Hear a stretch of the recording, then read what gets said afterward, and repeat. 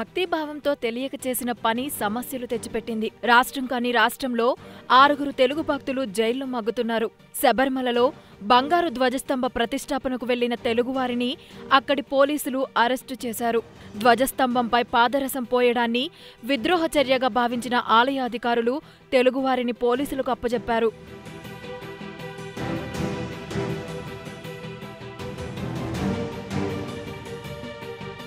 శబరిమలలో బంగారు ధ్వజస్తంభ మహోత్సవానికి తెలుగు రాష్ట్రాల నుంచి భక్తులు పెద్ద ఎత్తున వెళ్లారు. ఈ సమయంలో తెలుగు భక్తులు పాదరసంతో కూడిన వస్త్రాన్ని ధ్వజస్తంభం కింద భాగంలో వేయడంతో అది స్వల్పంగా దెబ్బతింది. అక్కడ తెల్లగా మారింది. దీనికి విద్రోహ చర్యగా భావించిన ఆలయ అధికారులు 6 తెలుగు భక్తులను పోలీసులకు అప్పగించారు. ఈ ఘటనపై టీడీపీ ఎమ్మెల్యే బోడే ప్రసాద్ స్పందించారు.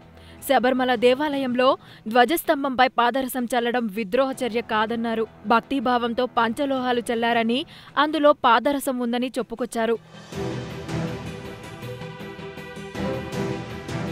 భక్తిభావంతో పంచలోహాలు దాని మీద వేయటం వలన అది జరిగిన సంఘటన కాబట్టి ఇప్పుడు ముఖ్యమంత్రి గారి దృష్టికి తీసుకెళ్తే వెంటనే ముఖ్యమంత్రి గారు కలెక్టర్ గారితో చెప్పి అక్కడ కలెక్టర్ గారితో మాట్లాడి అక్కడ ఎవరైతే ఈరోజు ఈ భక్తులు అనుకోకుండా జరిగిన సంఘటన కాబట్టి అక్కడ కలెక్టర్ తోటి మాట్లాడి ఇబ్బంది లేకుండా చేయమని చెప్పి కలెక్టర్ గారిని ఆదేశించడం జరిగింది. శబరిమల ఘటనను బోడే ప్రసాద్ సీఎం చంద్రబాబు దృష్టికి తీసుకెళ్లారు. కేరళ డీజీపీ, కమిషనర్, ఈవోలతో మాట్లాడాలని కృష్ణా జిల్లా కలెక్టర్ను బాబు ఆదేశించారు.